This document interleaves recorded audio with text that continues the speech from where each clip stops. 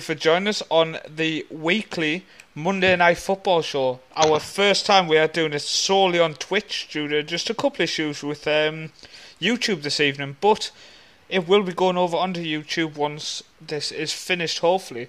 So we thank everybody who turns up and finds us via Twitch this evening, but we're now going to get into the topics and start talking about some football that's happened over the weekend. So first off, we're going to actually jump over to our guest this evening, which is Richard, all the way from Latvia. So thank you for joining us, Richard.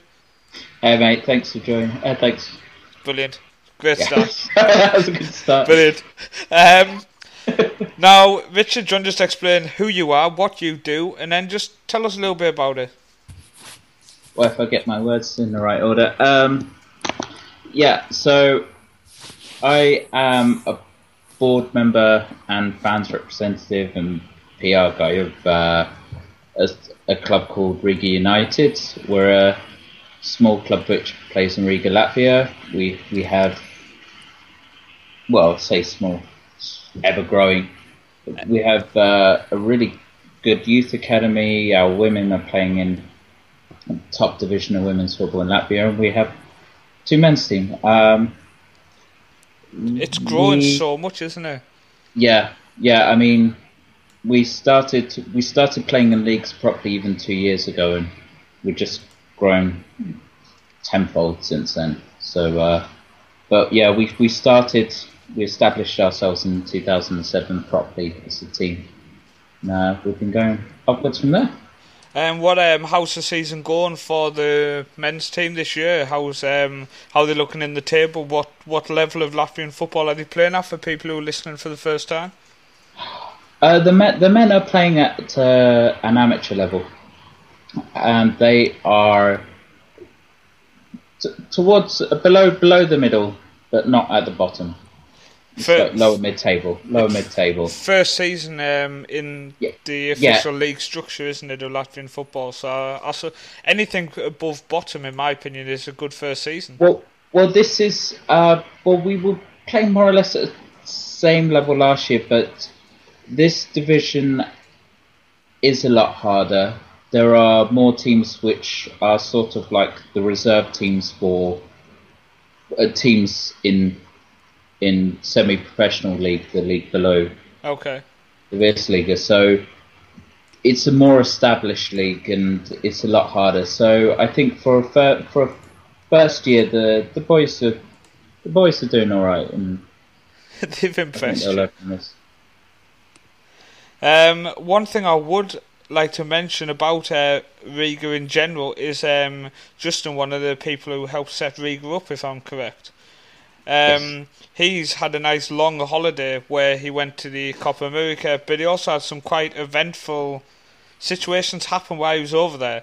And if you can head over to morethanagame.info, you will see everything that happened in his time in South America, and it's definitely worth a watch. But we're going to get ourselves over now to the Premier League, which has happened obviously over the weekend. There was a game this evening, Ryan, which finished 1-0 to Liverpool. It was a very interesting game, and obviously, sister Liverpool fan, very happy at the end of the game. But Bournemouth, although they've not won a game yet, they're not being battered in their game. So, especially against Liverpool, you expect them to score loads of goals against teams like Bournemouth, or so people would say. But they play really well, and they've only lost 1-0. So I think things can only get better for Bournemouth, and eventually they'll start picking up some points. I think it's just, I mean, Bournemouth had a goal disallowed, which was a shocking decision, and again Lovren, who was just a crap defender, and once again out of position, misjudged the ball. He gets the slightest tap, he goes down, hands over his head, kind of trying to force the referee into a decision, so the referee thinks he's had more of a connection than actually happened, which is a bit annoying to see. But we're going to go back to the start of the weekend, which was Aston Villa 0, Man United 1. Friday Night Football, which was fantastic. Man United 2 clean sheets in a row, Colin. Yeah, well, I think Tottenham played them better. You know, they didn't score last week, and they can thank Kyle Walker for putting that in. Januzaj looked good. I really wish he'd get a little more going. I think he could be a fantastic product for United if he had a little more, if he got more consistent time. I'm not really sure why Van Gaal is down on him. But he looked good. Rooney, little nerve-wracking if I'm watching another really bad night for him. Hopefully he kind of shifts it into gear. I know they've got the Champions League playoffs coming up against Club Brugge, so they're going to need him to kind of get it in gear. Otherwise, that could be a very disappointing start to the season. Yeah, I mean, talking about Wayne Rooney, obviously Statman Ryan's been working hard, and last season Wayne Rooney had 111 touches at Villa Park, and this season he had 44. A lot of the game was played in that role of just standing up front, kind of linking the play. When you've got Juan Mata, you've got Januzaj, and you've got Depay playing behind him. They didn't want him dropping as deep as maybe we've seen in the past. And I don't know about yourself, Richard, but I think it does definitely take a lot away from Wayne Rooney's game, and you almost want a striker up there with him, which kind of gives him the freedom too. I don't know, I kind of miss seeing Wayne Rooney running them 60 yards and kind of getting that tackling at the last minute. Yeah, I think he definitely needs support. I think, as you say, because of the system, he's got no support up there, and when he's not in form, it kind of becomes a bit of an issue, even for United, because right now they haven't got anyone else who can really get goals for them. Well, or at least who haven't shown up yet. So. Yeah, I was going to say, I saw people tweeting saying Depay's now going to get 33 in the last 36 Premier League games. I think they need to go and give that a shake. There's some idiots about.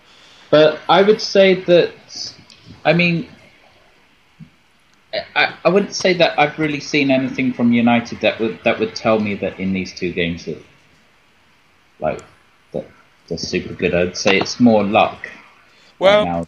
I think what I would say to that then, and I'll put it to Ryan, is if, as Richard says, they've done nothing in these two games, but they've kept 2 clean sheets and got 6 points, that surely is a fantastic sign that when they actually start to get their act together, they could end up being a fantastic team this year. Well, you hope.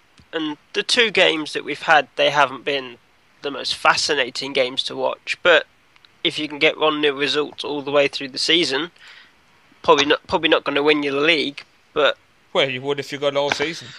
But, maybe. I mean, but I mean, like it's not the Man United that you would remember. Yeah, like the old Alex Ferguson pressure, exciting football is not there at the moment. But I think eventually, once players get used to this system that Van Gaal keeps going on about, I'd love to know what it is. It seems to be changing. That this exciting football that I'm hoping to see will eventually emerge. Yeah, fingers crossed. Because I mean, even as a Newcastle fan, I did used to enjoy watching Man United. Them classic European nights. I look back all the way back to the likes of Rooney against Fenerbahce, his first game in the Champions League. Stuff like that was so exciting to watch. But we'll move on to Southampton 0, Everton 3. Now, I would first off like to thank Everton for costing me money. I don't think many people saw this result coming. And what I would say, first off, I'm going to go to Colin for some calming words after I give my first piece, which is an aeroplane was booked and paid for by Everton fans to fly over St Mary's, saying Kenwright and Co. Time to go.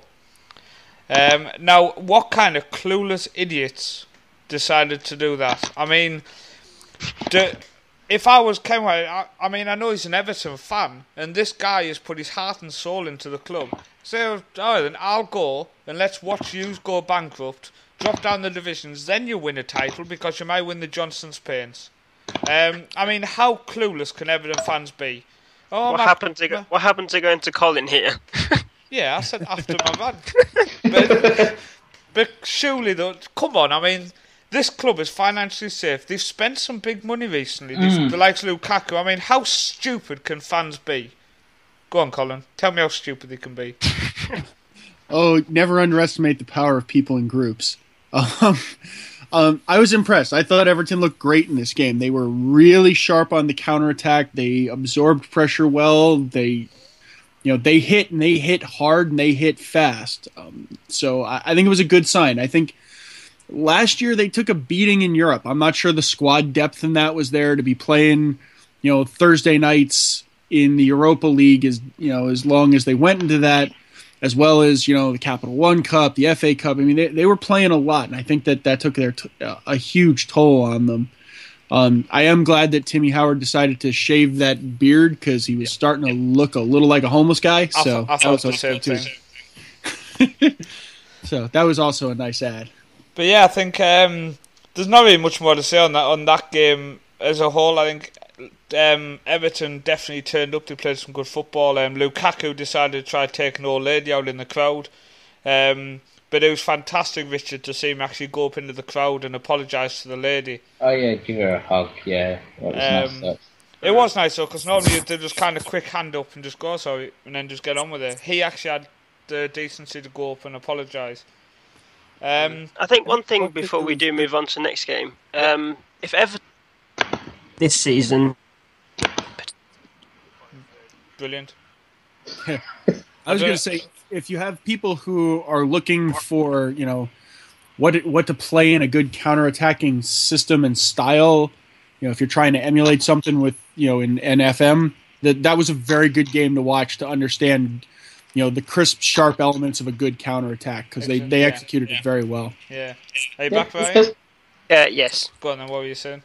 I was going to say, if Everton do well this season, could they turn into Southampton Part 2, where they end up selling all their best players next season? Because Ross Barkley's doing really well. Lukaku, I can see him having a great season.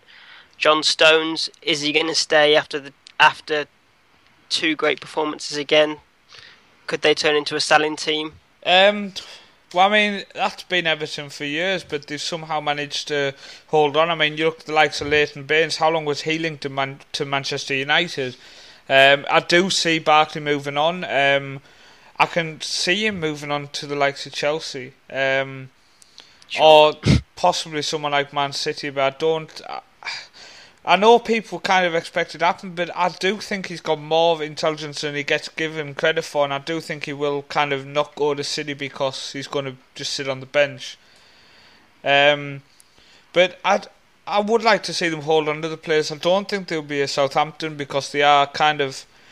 Everton have been around for a long time and they can just bounce up and down, don't they? They'll have a good season and a bad season. Lukaku is so young, so he will keep developing. And will he stay in the Premier League? I hope so, but I can see him going to the likes of Real Madrid, to be honest, once he's a couple of years older. But Richard, we're going to move on to the next game, which was it was Sunderland 1, Norwich 3. Now, if you ever want to learn how to close down players, and if you ever want to learn when the opposition has a throw-in, the idea is to pick up and mark people. Now, I'm sure in Riga you do this. Like when you're on the sideline and the opposition has a throw-in, I assume the Riga players will go and like man mark people and just make sure they can't get the ball. Sure, you close down the space, right? Yeah, but obviously the P Sunderland don't like to do that. I mean, they'd rather just stand there and watch, which is fantastic to watch as a Newcastle fan. But I mean, this is supposed to be a Premier League club, Richard. Yeah, you know what? And I also, I'm not one for like fans leaving the stadium early, but I can understand them actually. I'm surprised they went. But yeah, I mean, Sunderland were poor, and that's nothing which should be taken away from Norwich. I mean, they hammered hard at Sunderland and really took it to them very early on. So, but yeah, I mean, what's Advocaat's plan really? Leave as quick as you can. He seems to have not inspired the players to build on what happened last year. You think they would have like used that as a springboard or something, but yeah, they seem to be the same old Sunderland. I think I mean, this obviously, we have no idea what goes on in the dressing room. And no matter how much I detest Sunderland, we can't just sit and say, oh, well, it's because of this or this or that. But when you watch Advocat in interviews or you watch him on the touchline during the games, he has less energy than Ryan. And this guy's Mr. Happy, so honestly, he looks like he's so bored. Do you not Paul, think? Me this evening, I see. Great. Paul, could I just interrupt you? Sure. Sorry, just not like that. But Gerard Piqué's just picked up a red card in the Barcelona Atletico Bilbao game. There we go. Live updates on that. Barcelona's still trailing. Yeah. Stephen Fletcher nearly scored, which would have obviously got him a new Lamborghini. But we'll move on from that game because it was just crap.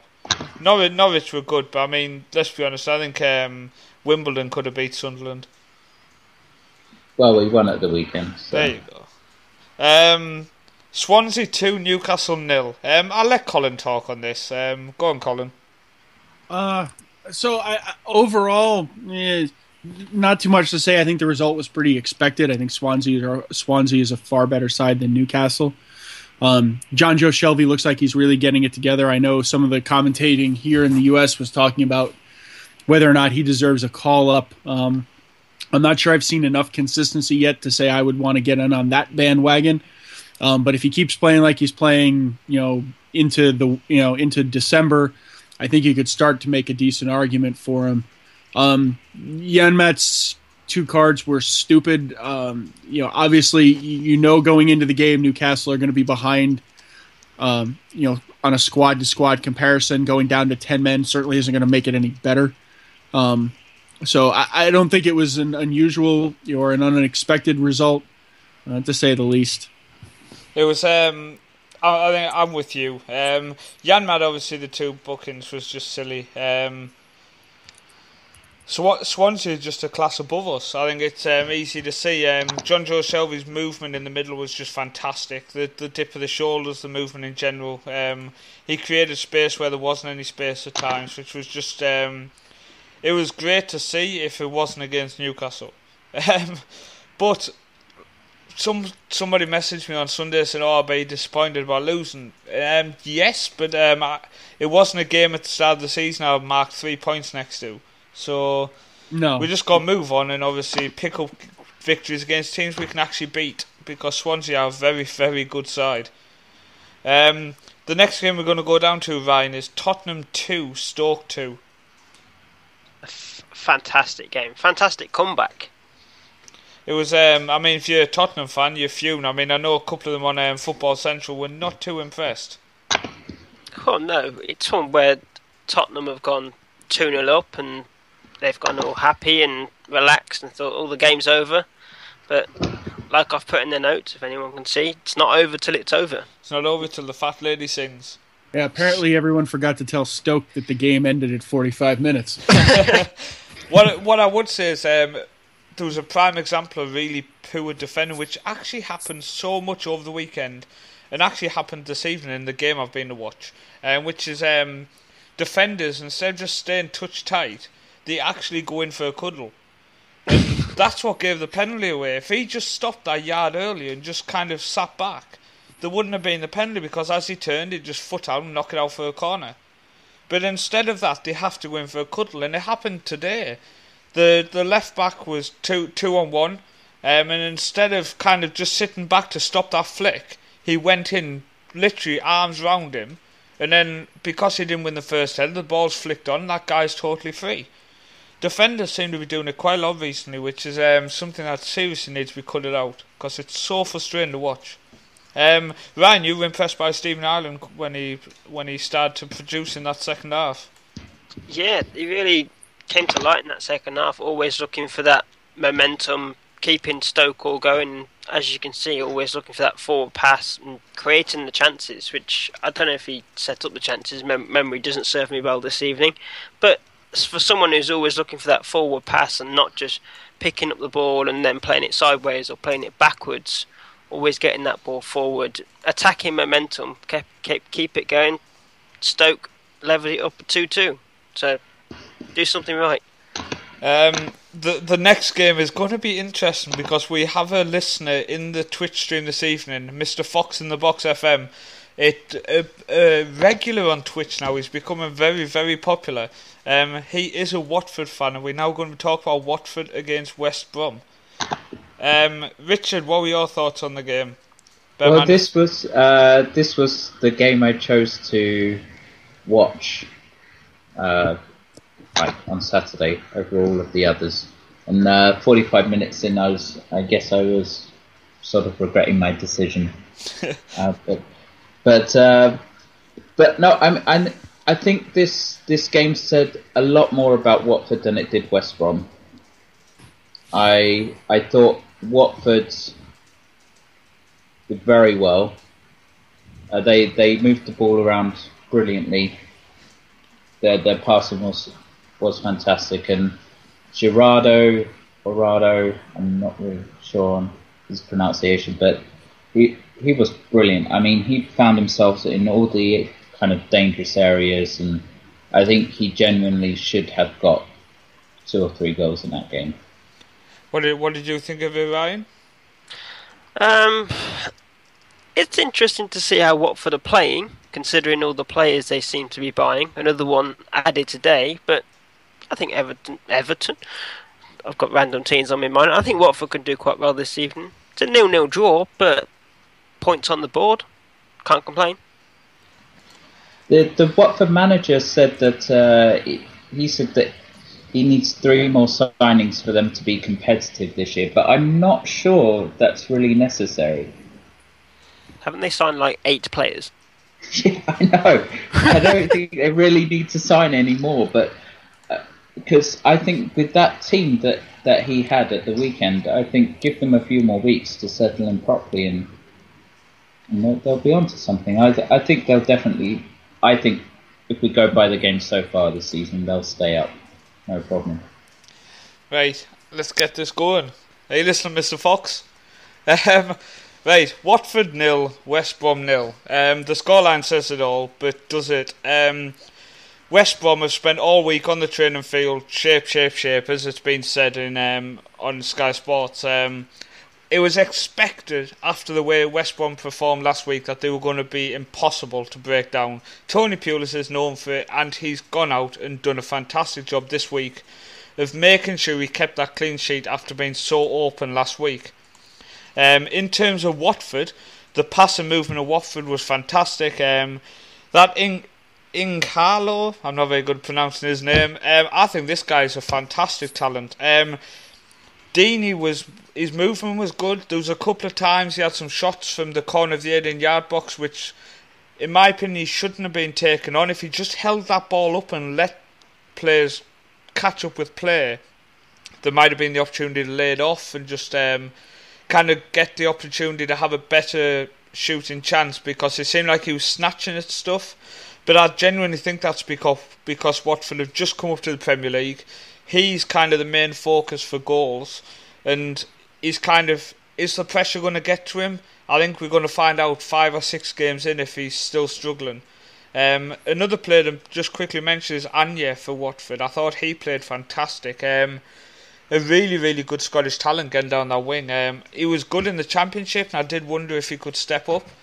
And I think the fact he was up against such a really strong defensively minded side, I think it showed when he's up against a team who opens up a bit more, there might be a lot there for him. Fox and Box actually said we lacked the cutting edge, not enough in the box, but we'll settle in the division. He's happy. Only team coming up unbeaten so far. Yep. Could have had 6 points, but take 2. Like he said, they're unbeaten, so they're obviously not doing much wrong, but they haven't won a game either. So it is just about finding that. As I say, it might literally be just Deeney kind of learning to hold up them couple of chances, because in the Premier League you might only get 1 chance per game, like to get that goal. And if he's snatching at chances early, he's maybe thrown the chance away at that game. So it's going to be interesting. They definitely need to obviously sort that out and just see what they can do. But it should also be mentioned that West Brom, I mean, Berahino should have nailed that chance that he had. Oh, definitely. I mean, it was, 2 metres, that header? I think it was less than that. It was on the goal line. And It was a still missed. terrible header, but... Well, these things happen. That's what you get. It'll be sold for 40 million next week. Buying quality. The next game was West Ham 1, Leicester 2. Now, Leicester were fantastic the opening day of the season, Colin, but I never thought this would happen.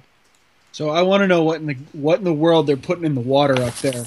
These guys have been on just a fearsome streak coming in. It's the last 7 or so games of last season, 6 games of last season. I wasn't sure. I wasn't sure, given the shift, with Ranieri coming in, how that was gonna handle. I guess apparently way better than I thought.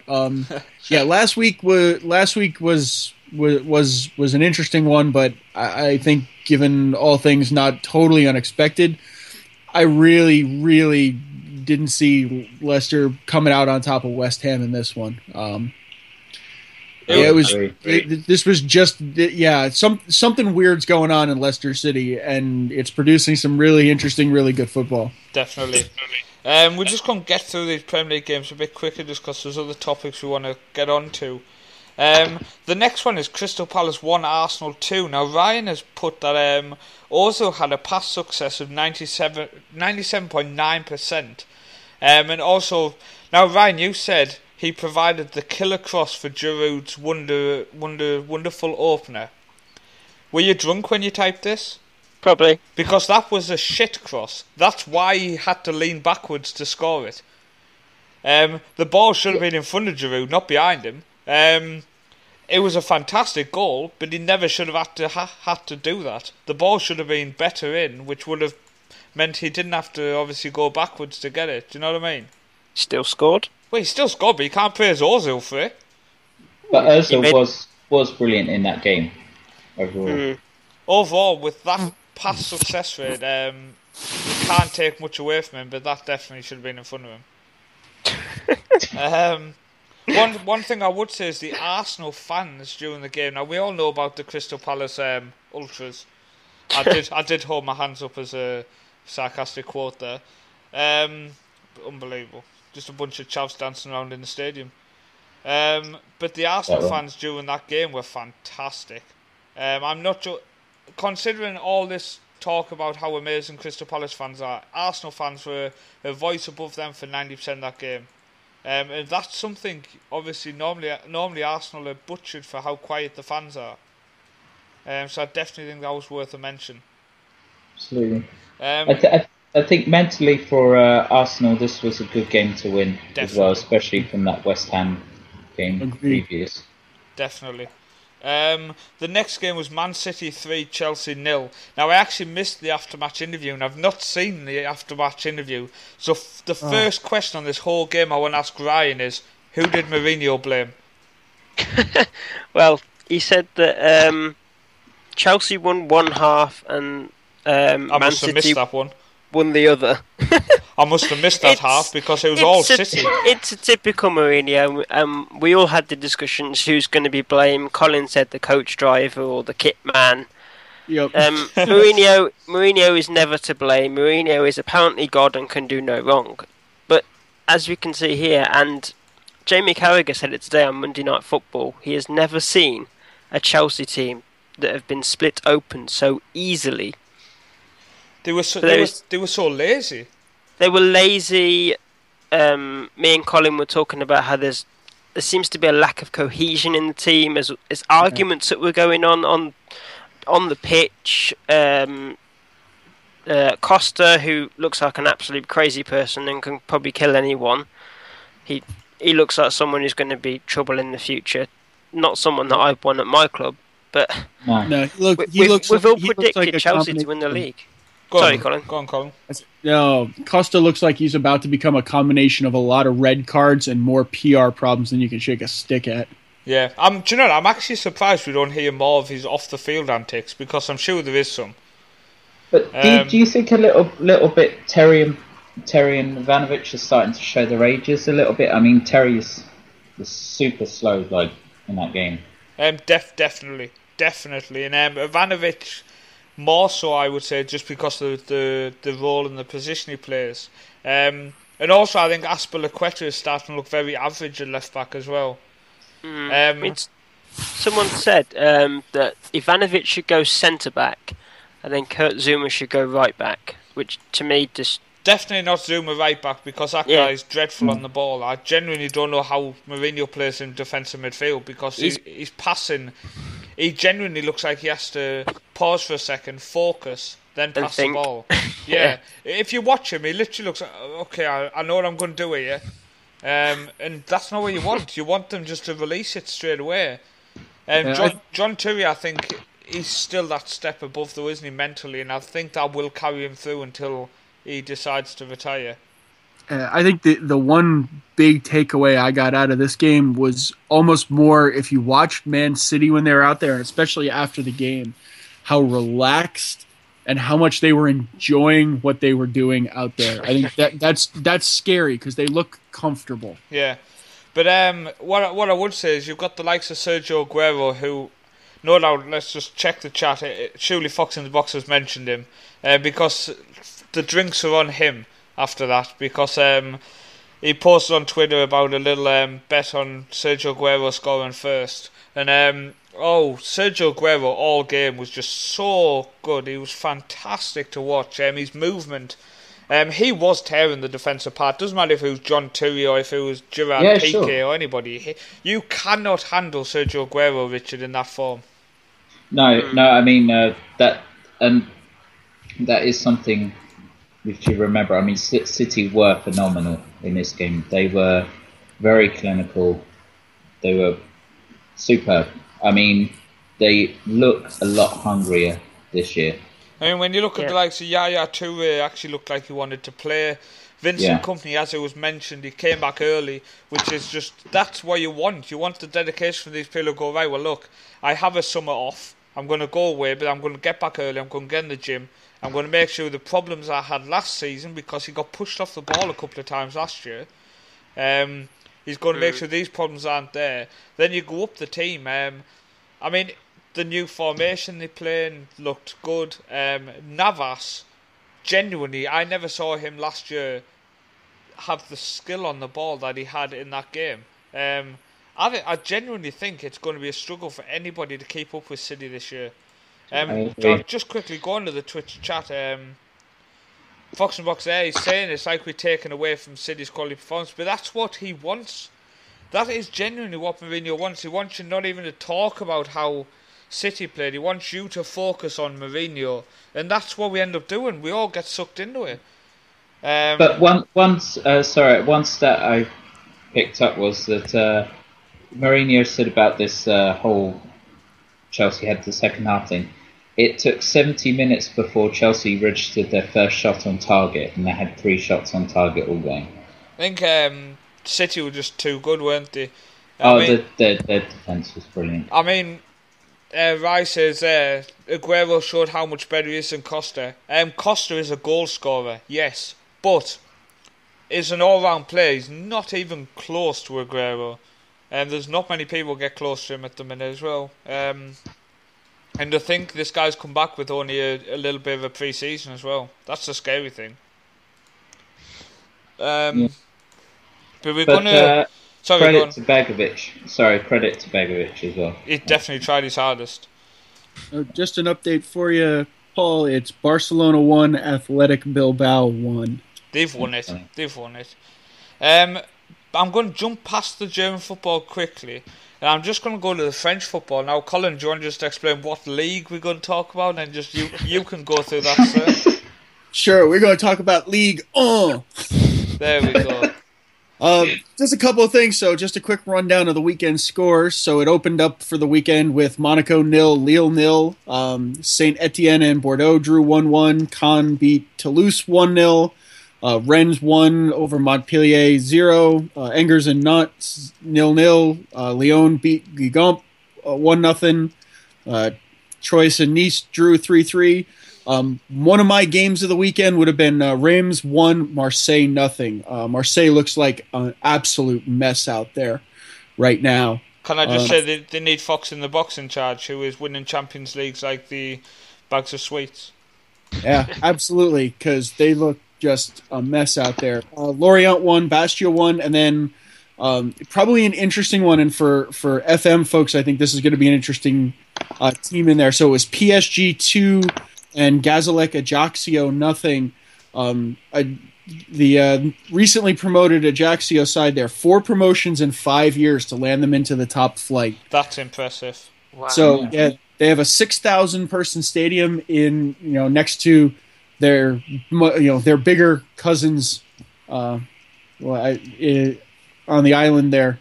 So could be an interesting one for people looking for a challenge. For first year in the top flight of French football to try and keep them in and take them on to bigger and better things. But I was impressed. They didn't look as overwhelmed as a side like that should have looked playing at the Parc des Princes against a full PSG on the night they unveiled Di Maria in front of a really, really raucous crowd. So my hat's off to them for not rolling over and dying too badly in that one. Fantastic. Definitely a team to watch out for.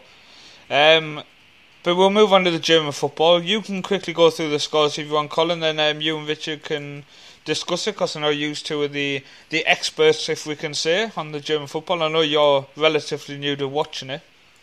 Yeah, so I had followed it, but this was the first time it's now on routine coverage here in the U.S. So rundown of the scores. The league opened with Bayern Munich 5, Hamburg nothing.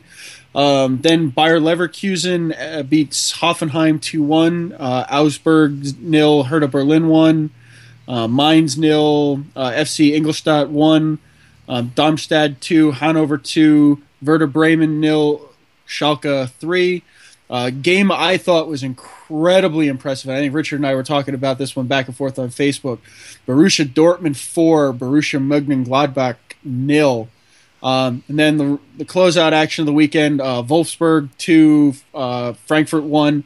And then in another game, which was absolutely crazy, and I think Paul and I were talking a little bit about this one. Stuttgart 1, Cologne 3. That was crazy. Not a lot of defense per se that I was watching, but some just absolutely flip a game on its head in a minute. Scoring action going on in the German football. Can I just say before you talk about the Dortmund game, can I just say it's good, but also sad to see Ingolstadt in the top flight, because they were like my little secret go-to football manager save for a couple of years now. They have a really nice stadium and they've got some really good players, and yeah, now they're in the top flight, other people will be managing them a lot. Yeah. So I'm crying. But go on, you can talk about the Dortmund game. So I don't know, if, Richard, what your thoughts on Dortmund were watching that one.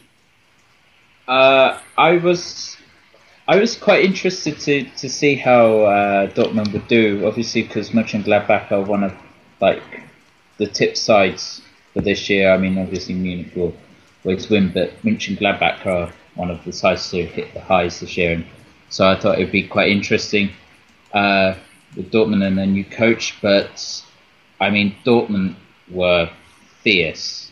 Their passing was great. I thought Aubameyang, I forget. Yeah, something. Yeah, he was absolutely phenomenal. He was just tearing the Mönchengladbach defense apart.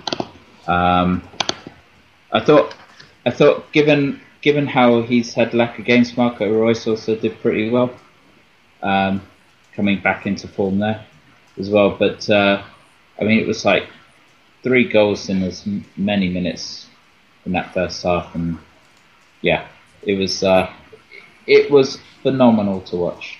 I'm going to have to start watching the German football a bit more, just so I can join in the chat with actually knowing what I've seen type thing, instead of just saying, oh yeah, so did they do well. How did you feel about it, Colin? No, I mean, obviously this was your kind of like eye-opening experience. Yeah, so I was curious, having seen, my real exposure to, German football was more at the, Champions League level, watching, Dortmund and Leverkusen or Schalke and Bayern. And I was really curious, given how brutal the season for Dortmund was last year, how much they struggled to try and bounce back, new coach, coming in this year and such a big changeover with Klopp leaving, what this was going to look like. And, this was a game set up against another, top tier team in German football, really, an emerging squad. And I was amazed at how dangerous Dortmund were that whole game. It was, the ball moved so quickly and so precisely where they wanted it to be that there didn't need to be a lot of room. They made space and made openings, and the game was just, it was just fast. And I was really impressed. They do look very dangerous. They do look really, really, really dangerous. So it was a blast to watch. What did you guys think of the Bayern Munich Hamburg game? I genuinely predicted that Bayern might struggle a little bit this year, just because they looked kind of out of sorts. But it looks like this week they've just completely destroyed somebody. Well, yeah, I wouldn't say Hamburg played badly. I would say that 5-0 reflection is more really on Munich than it was on Hamburg, because some of their defensive clearing wasn't brilliant, and certainly the second goal we can attribute to Hamburg's defending, but I felt that Bayern were brilliant. They spread the ball out very well. They really took it to Hamburg in this opening game, and Robin was fantastic, I thought. Good to see him back. He'd been out. He missed quite a lot of last season, didn't he? Kind of coming in and out with injuries. Yeah. I'm definitely going to check it out next week. And I think other people should as well, because it does seem like German games are constantly action. And Müller was brilliant as always. Yeah.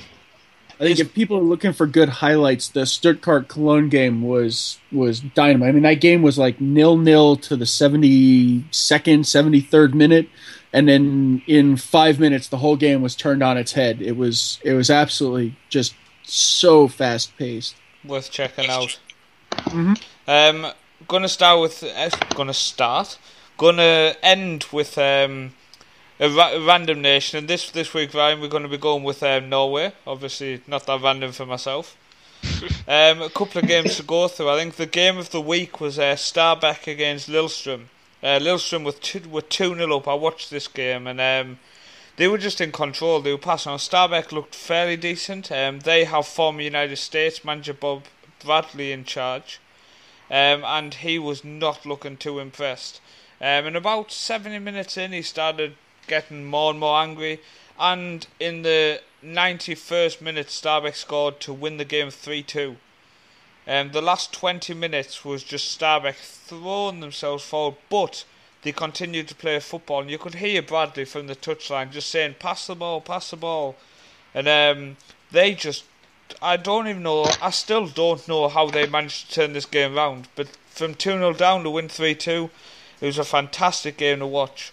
Also this week, Molde got knocked out of the cup by Viking Stavanger, and Viking absolutely destroyed them. They have a couple of players from Iceland on the wings, and definitely, I can't pronounce the names, and I'm not even going to attempt it.